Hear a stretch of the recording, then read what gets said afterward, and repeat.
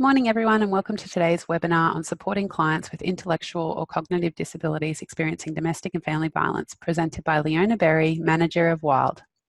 I would like to thank Brisbane South PHN, CQ University and the Queensland Government for making this webinar possible today. Before we begin, I would like to acknowledge the traditional owners of the lands on which we meet today and pay my respects to the elders, past, present and emerging.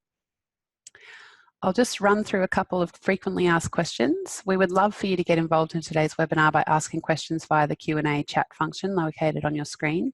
The webinar will be recorded and made available on our website, www.noviolence.org.au. If you experience any technical difficulties, please contact your internal IT support staff, or alternatively, you can dial in via phone using the number that was provided on your webinar confirmation email. Finally, due to the high number of participants, we are unable to provide certificates of attendance. I would now like to introduce today's presenter, Leona Berrie. Leona is a social worker and has worked in the disability sector as a direct support worker, case manager, and is now the manager of WILD. WILD is funded to provide sexual assault services and victim of crime support services, and is focused on the overrepresentation of people with intellectual disability as victims of violence, abuse and neglect. She is currently the chair of the Queensland Sexual Assault Network and is passionate about the intersection of disability, gender-based violence and the range of systems that struggle to meet the needs of people with disability and complex needs. I will now hand over to Leona, and I hope that you enjoy this presentation. Thanks. My name's Leona Berrie. So I work for an organisation called WILD. We are based in Brisbane and we provide services to Brisbane, Logan and Caboolture. And we work with people with an intellectual or learning disability who've been the victim of violence, abuse, neglect or exploitation. And we're funded by Queensland State Government to do that. So I just want to thank CQU for the invitation today. It's a real pleasure to have the opportunity to speak to everyone. So obviously before I go any further, I'd like to acknowledge that wherever you're zooming in from around Queensland or beyond, that we're meeting on Aboriginal land, and here in Brisbane I'm meeting on Turrbal and Yagara people, and acknowledge that their elders past, present and emerging, and pay my respects. The aim of this presentation today is to summarise, I guess, intersection, disability and gendered violence.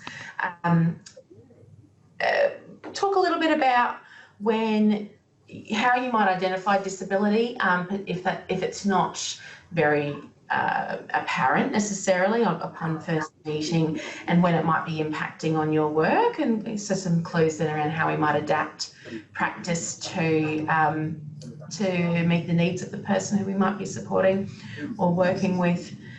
Related to that is some common communication issues and some suggested strategies to minimise or mitigate those issues.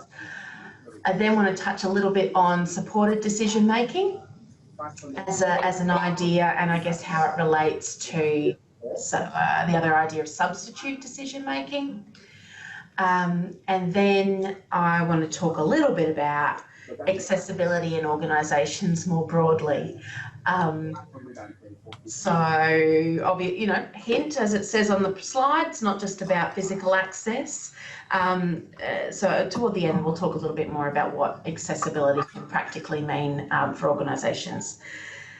Throughout the presentation, I will refer to intellectual disability because that's what we, focus more specifically on at WILD.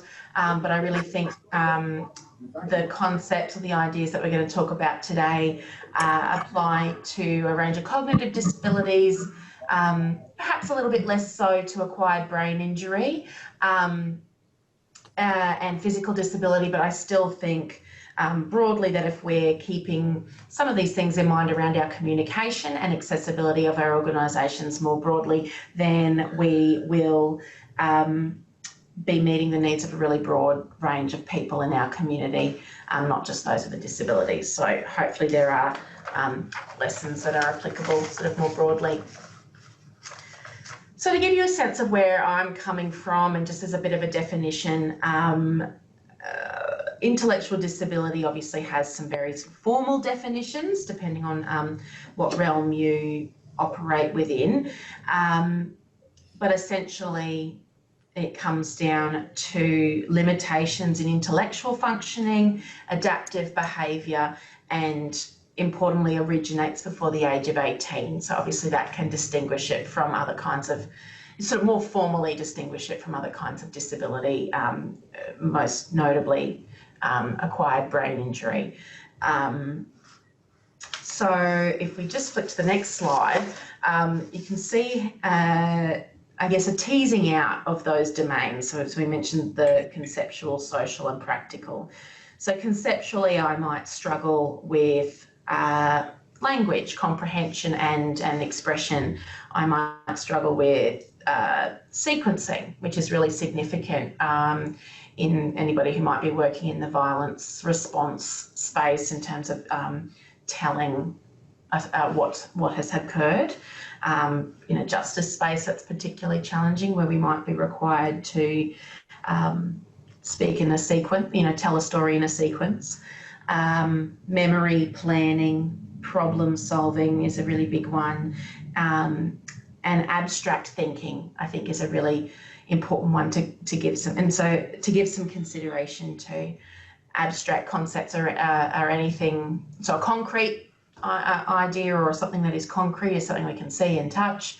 An abstract concept is pretty much anything that requires that further level of cognition around something I can't see. So emotions are a really obvious abstract concept.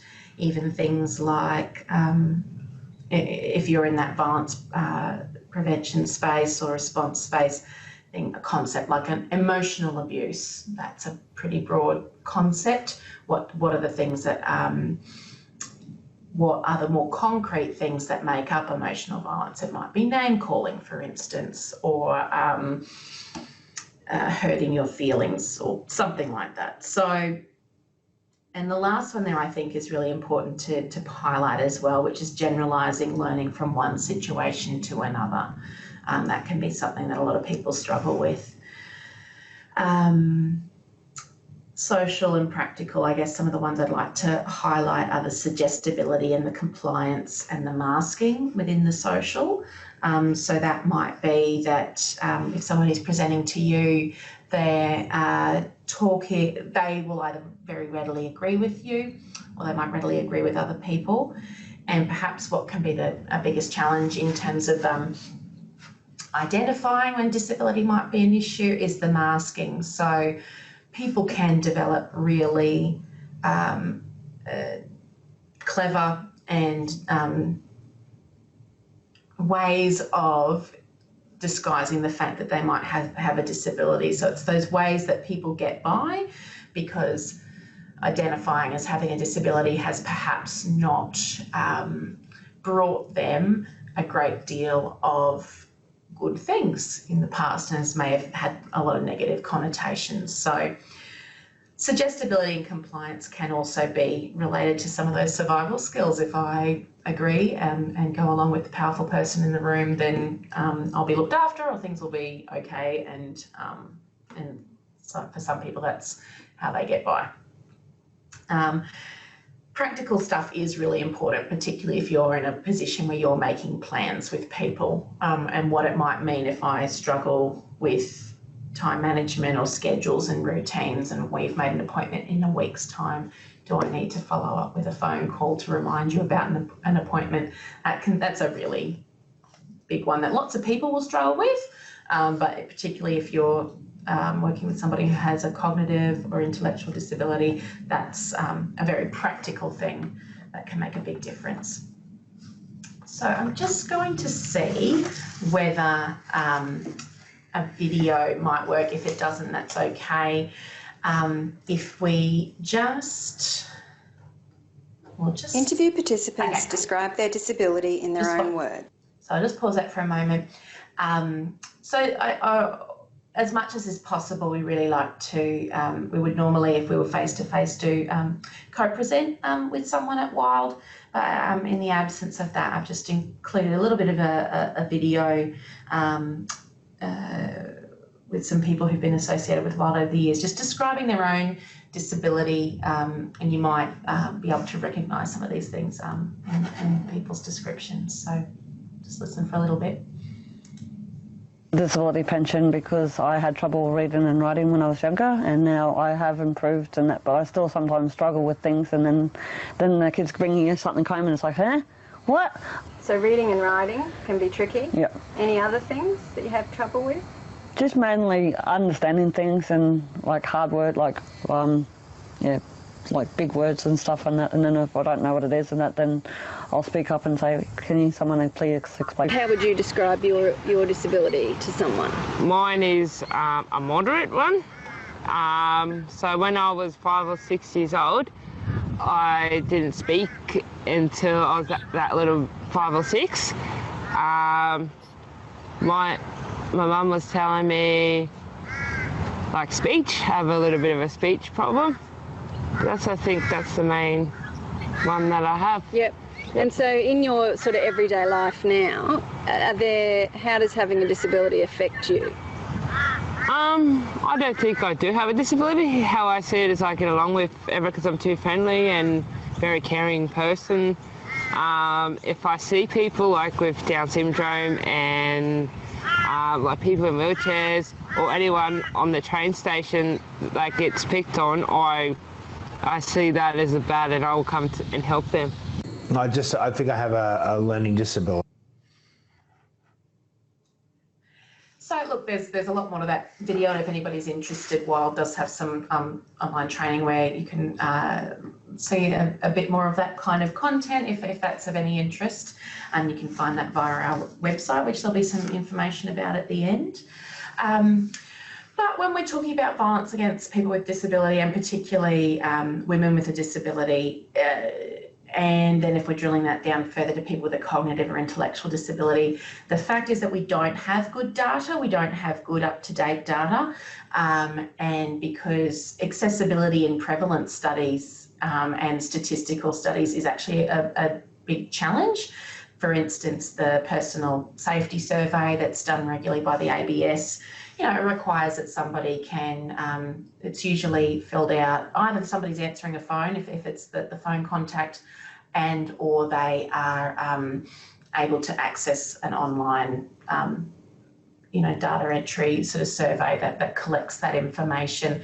So in terms of reaching a broad range of people who might not be able to access that kind of data collection, it's an ongoing issue. But what we do know from the data we do have is that at least 1 in 4 women has experienced at least one incident of violence by an intimate partner, compared to 1 in 13. 1 in 6 women since the age of 15 has experienced partner violence, and 1 in 16 men since the age of 15. 1 in 5 women compared to 1 in 20 men have experienced sexual violence. So these are the broad general community statistics. So women with physical and cognitive disabilities experience higher rates of intimate partner violence than those without, and those with cognitive disabilities are particularly vulnerable.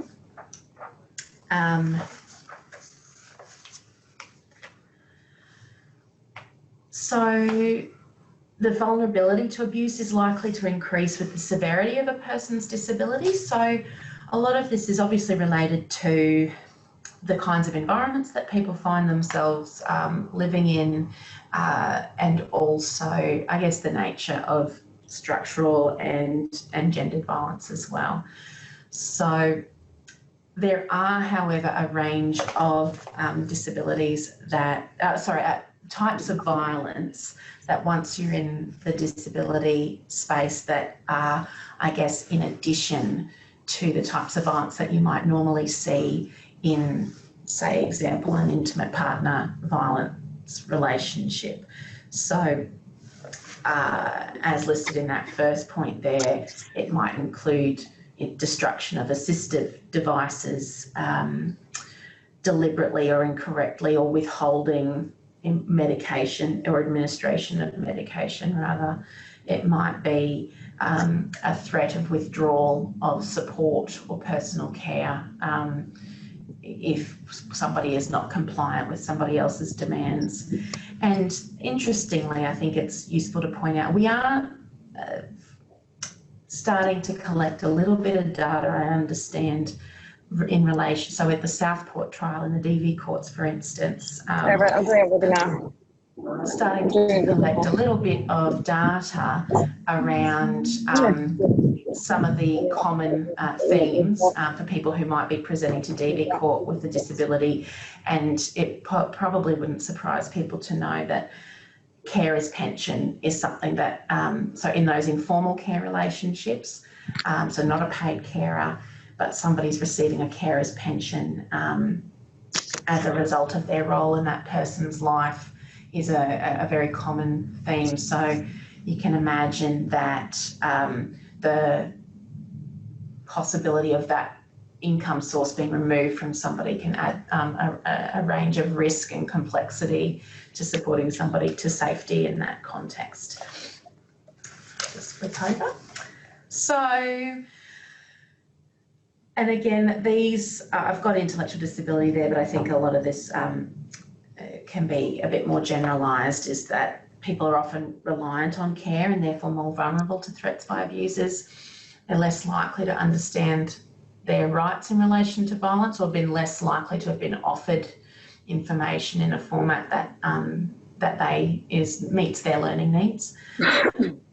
Due to a range of barriers, may be less likely to seek help, or if they're seeking that help, may be less likely to be believed, or to have the right set of words that the in-service language that we often need to hear to put somebody in the right box to get the kind of help that they might be seeking. Less likely to have received sex education, respect for relationships education, and may therefore not have a good understanding of rights, whether human or legal, or the range of rights that people may have, and just that less capacity to organise and access supports in a crisis. And just that last point there, I think, is worth just a little bit of consideration, is that there are still plenty of myths and attitudes that lend themselves to things such as a hero carer narrative that puts a victim in the position of being disbelieved, or perhaps they might be believed, but there's a sense that, well, this person, at least this person looks after them, and if they didn't, they'd have nothing type attitudes that keep people very much stuck in violent situations for longer. So this is a really long quote, but I think it's a useful one and we like it. So this is Dyson, Frawley and Robinson. I'll read it out just in case anybody doesn't have the visual. But so it says, gender inequality is at the root of gender-based violence. However, violence against women is not limited to any particular group or class in society. Gender intersects with other forms of difference to compound discrimination, which in turn affects experiences of violence and abuse for individuals. The complexity of lived experience is very much dependent on factors such as age, class, culture, Indigenous status, intersex status, race, religion, sexuality, and so on, in addition to gender and disabilities. These factors also differ across time according to geographic location and are not the same for everyone.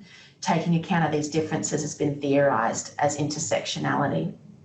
So I most often find this quote useful, particularly if we're in contexts that aren't well embedded in gender-based violence sort of theory approaches, because as we would all, as I'm sure most people might appreciate, that men with a disability are also highly vulnerable to forms of violence, abuse, exploitation, and those kind of coercive and controlling relationships, and with very similar characteristics to how we would commonly understand gender, domestic and family violence dynamics, for instance. But I think with the lens allows us to look at the power and how power and control gets used regardless of the gender of the perpetrator, which for, you know, could be a really wide range of people across different contexts for people with a disability. So we did touch on this briefly earlier, but just to tease it out a little bit further. So sexual abuse can look different in the, you know, or have some additional aspects to it in the context of disability. So if you're somebody who relies on personal care and for showering and toileting, for instance, that the line can be very easily blurred around unwanted touching. For sterilisation at the more extreme end, which we know still occurs,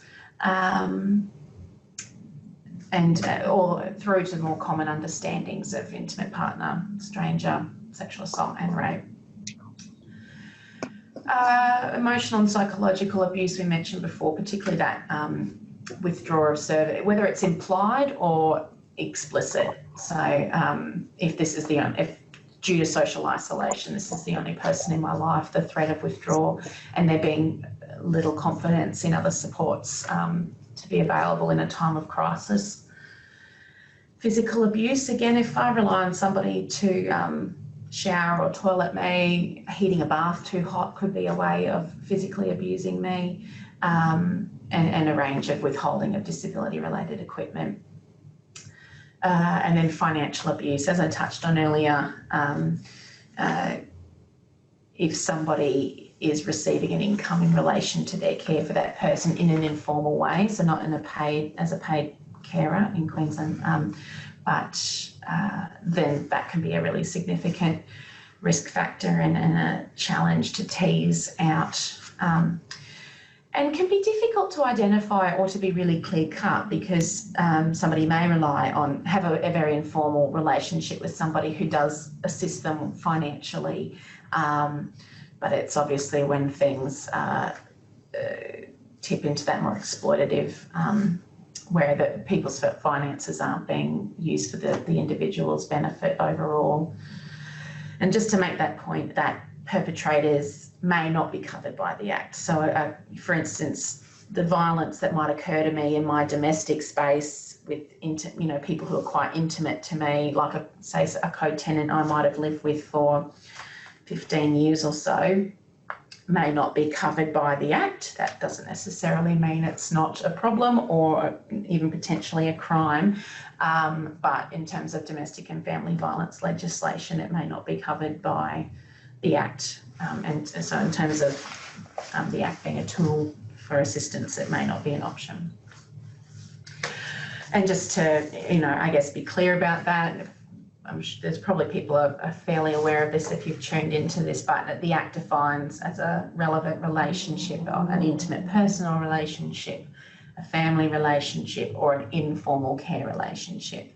So different legislations in different states look at that slightly differently. I'm aware that in New South Wales, paid care relationships also fall under that Act.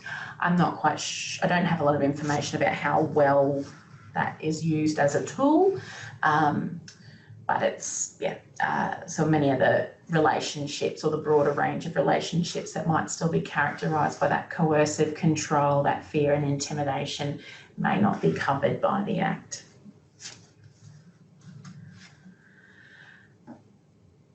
And again, so an intimate personal relationship in the Act is defined as a spousal relationship, an engagement relationship, or a couple relationship. So as I mentioned before, that person I've lived with for 15, 20 years in a co-tenancy or in a group home or in some other kind of residential or supported living arrangement may not fall into the definition in the Act. So that's just further definition from the Act. I won't go over that. People can have a look if that's of interest to them.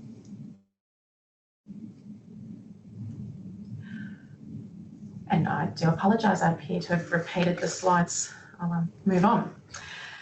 So just wanted to touch on then, I said we'd have a little bit of a look at some common communication issues and ways that you might identify them. So clients may present with a shorter attention span, or maybe easily distracted, or find it hard to, you know, maintain an appointment for a longer period of time. Related to that would be trouble absorbing or recalling information. Responses may be delayed. People may physically need the time to process what's been said and to formulate their response. So you may be met with silence, and if you're a talker like me, you know, your temptation is to fill the silence.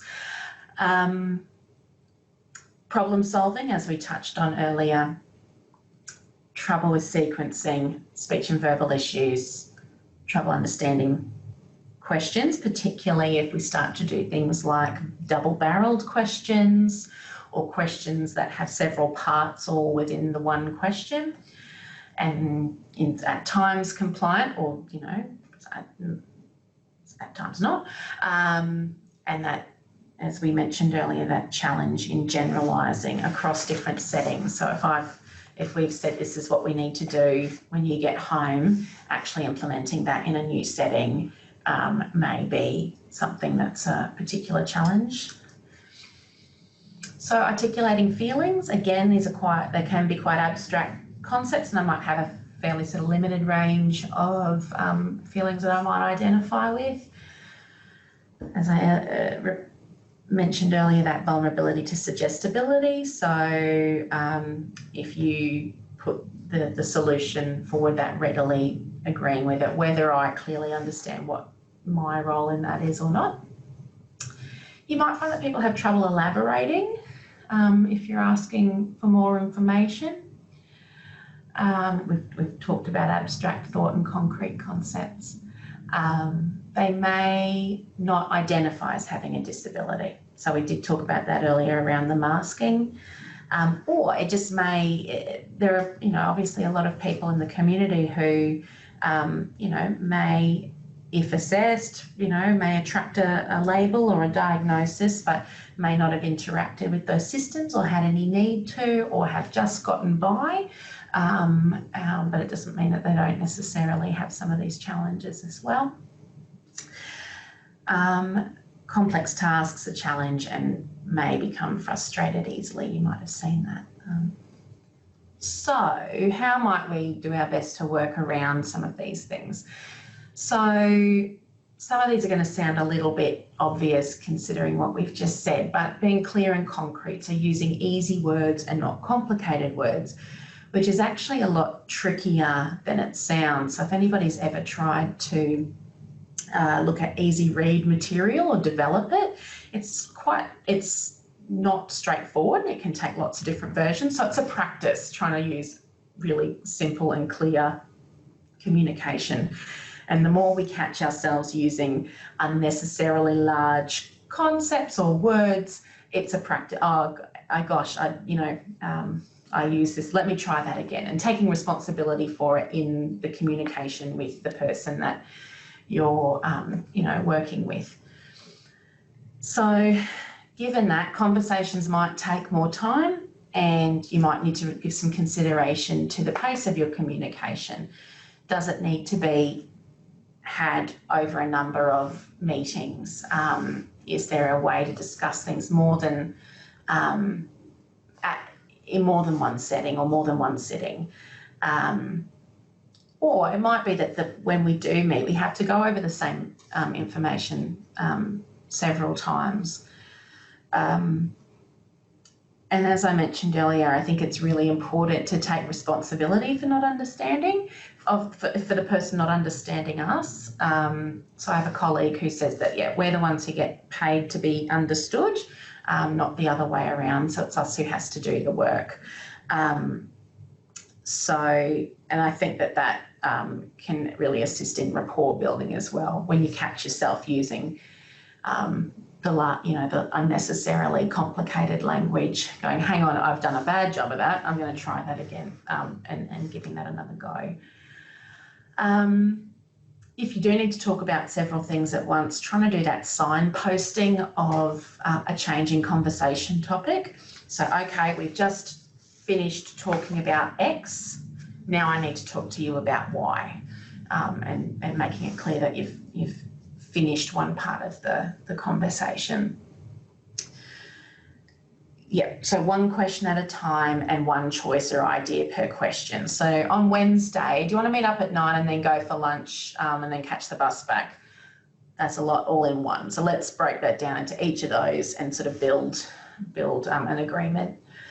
And again, that's a little bit repetitive, apologies, but yes, shorter sentences where possible. And again, it's a practice and an ear that you develop for when you've been rambling on too long, which won't surprise anyone, that is sometimes my issue. So again, time, you're going to see that in a lot of these points. Time. There is no magic wand to this. It's a different way of practicing, and some of that relates to how accessible our services are. But where possible, giving time for the person to process your words and give a reply. Use open-ended questions and avoid yes and no questions. So that tell me what happened, like opening it right up and allowing people to say what they want to say about whatever it is that you're talking about. That is where, and then using those follow-up questions to really narrow down into the information that you're really seeking. Yeah, so that's related to letting people tell their story in their own way and being aware that it's not likely, it may not be sequential, but there can be ways that you might be able to clarify some of those things. So the person may be telling the story, it may not be clear. Okay, so did that happen before lunch or was that after lunch? So using some of those signposts that might help people put things into a bit of a timeline for you if that's what you need in your role with them. It's an obvious one, but show people that you value what they say, particularly if you're looking for that person to come back if they're seeking help from you. And yeah, again, it's being a bit repetitive, but being concrete. Does he call you names rather than does he verbally abuse you is is an example of that. So, checking understanding. You ask the person to tell you back in their own words. What have we been talking about today? So what did we decide? Which then relates to the next one. So, okay, so what's the first thing you need to do? And then, okay, so once you've done that, what do we need to do next? So particularly if there are those tasks that people need to follow up on. Naming and concretising alternatives, and it might be that you can then play the role of a naive questioner. So I don't know much about X. Could you tell me about it? And that will give you a sense of what people do understand of either what you've talked about or what they need to do. Or so it's giving people that opportunity to tell you back, and you'll realise soon enough if people haven't quite grasped what needs to happen. So I think really related to this as well, and it's a way of practicing is where possible,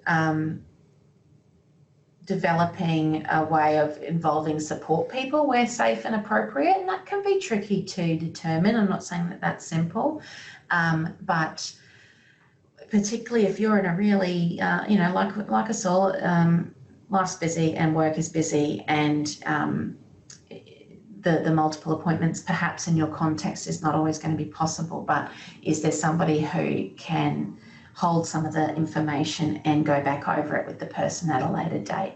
So if there is an advocate or a support person who is safe and appropriate, I really encourage being willing, where with the consent obviously of the adult involved, in being flexible to including them in the process. So capacity and decision making, which is something that we often get asked a fair bit about at Wild. So, and particularly when people are really concerned that people don't understand the consequences of decision making, and that's a real concern. I don't want to minimise that at all. But not everybody who has a disability has a formal decision maker or a decision maker at all. Some people might have somebody informally in their life who helps them make decisions around money, helps them make the decisions around, you know, some of the big life stuff, where I live, where I, you know, what I access, where I, you know, what kind of relationships I, or contact I might have with certain people. But it's really important, whether it's, you know, around the relevant acts or otherwise, that decision-making capacity ought to be presumed unless there is really significant evidence to the contrary. So we need to treat adults like adults, and have some trust that people are capable of thinking about what's best for them. So making bad decisions is not the same as lacking capacity to make decisions. We all have the right to make terrible decisions. I don't know about you guys, but I can name a couple in my life that I have made. That didn't mean I didn't have the capacity to make them. But this can be really fraught in the DFE space, if that's the kind of realm that you're working in. So as we know, so a decision to stay with somebody who is violent or abusive or controlling, there are lots of people who make the choice to stay in a relationship, and we wouldn't necessarily characterise all of those people as having as lacking capacity.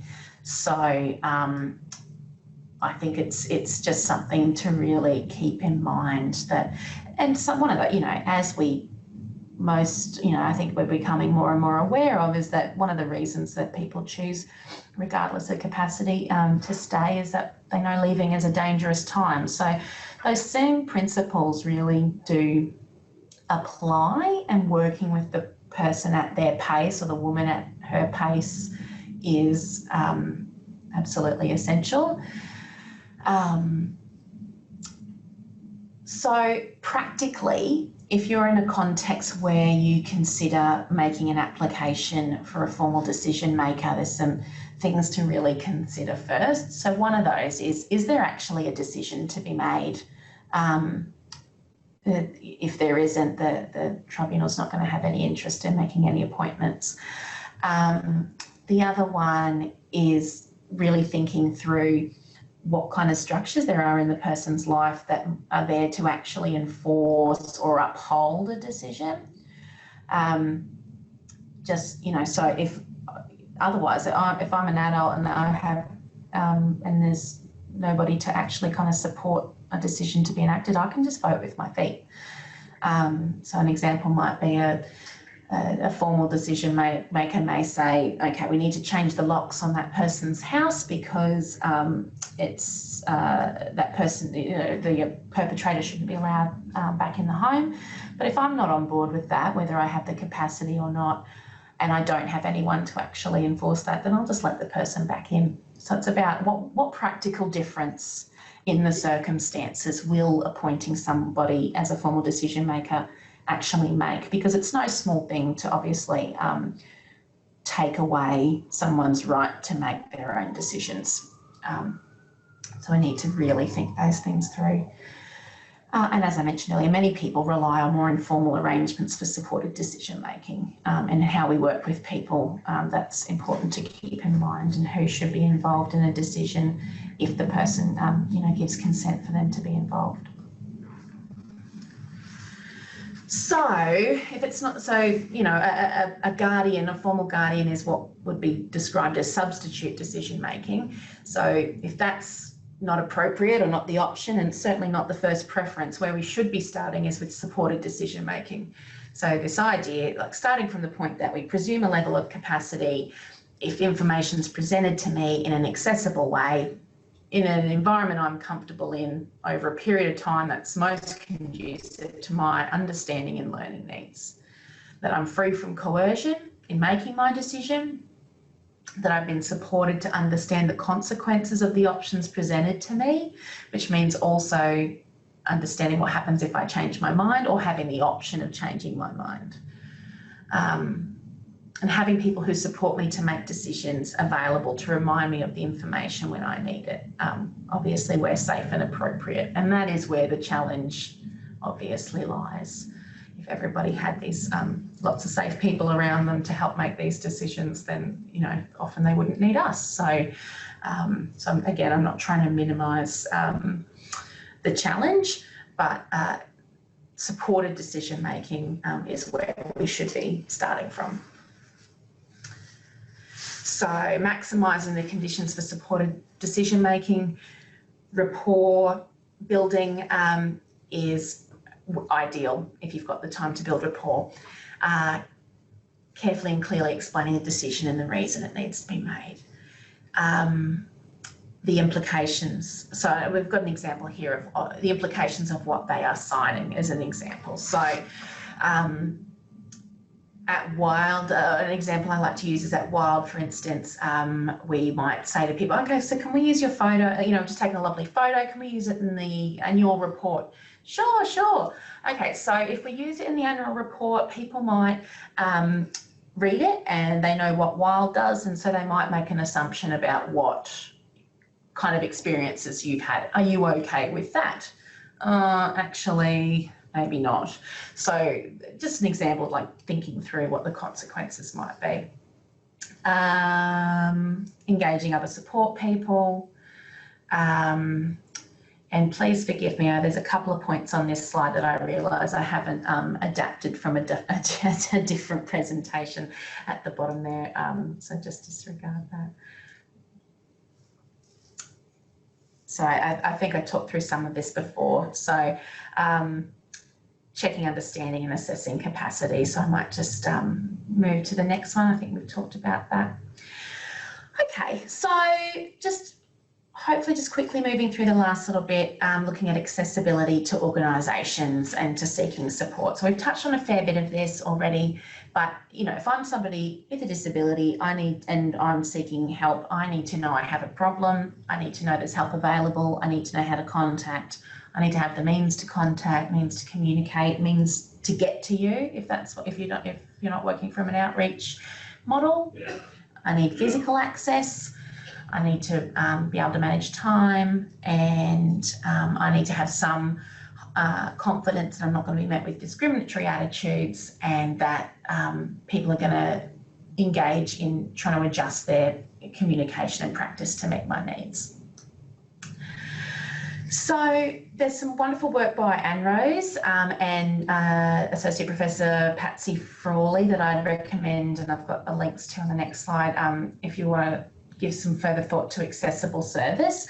And so Patsy Frawley talks about the 4 A's, which is a service being approachable. So it means that people with a disability, or women in particular, know about your service, how to find it and feel okay going there. That it's acceptable and appropriate. So it means it fits for the woman and she gets to say if it's working for her, and that there's a level of flexibility in that. Is it affordable? I'm sure it's no news to anybody that the DSP does not make for a lot of money. And people often have a lot of costs associated with their disability as well. So, is it affordable, and is it available? Is it when I need it? That sort of thing. So in practice, looks like flexible appointments. How do you handle cancellations, for instance? Giving some thought to how flexibly those sorts of things can be managed. Can people engage with our service for longer? If everything, you might have picked up from the presentation that everything does take a bit longer to really tease through really complicated situations. So, if 10 sessions isn't going to cut it, is 20 possible? Is it possible to develop some easy read material? Is our brochure written as simply as it could be? What connections does your service have to the disability community? How do you get known? How do I develop a mindfulness around my communication? Do I have some assumptions that might need to be checked about the lives of people with a disability? And just organisationally, is there a way of embedding and reviewing some of the accessibility of your organisation, and that might be through a disability audit or an action plan. So places you might find some more information about an access plan are, and I put the wrong link in the second point there, so I will send through some improved slides to CQU. But you can find information about a disability access plan at the PWDA, that's People with a Disability Australia website, and the Whatever It Takes research is via the ANRO's website, and it's actually that the picture there is an interactive poster, so there's all sorts, if you hover over different parts of the poster, you can find out further information from some of their research. I'd encourage people to have a look at that. Some information there about rural, regional and remote clients. If anybody is from that context, you don't need me telling you how much harder it is in that context. The only thing I would say is that sometimes advocacy, so individual advocacy services like People with Disability Australia and the Gold Coast, it's Gold Coast Advocacy. In different regions, there's different services funded. They're often a bit of a gap filler in a range of service gaps for people with a disability, and so they may be worth considering. As the NDIS continues to develop, it also might be worth thinking about who your local area coordinator is for the NDIS, and they may have a role in assisting quick or urgent applications for supports, if that's the kind of thing that would support someone to be safer. And I guess just keeping in mind that sometimes further advocacy may be required to ensure that people are getting a service that they're entitled to.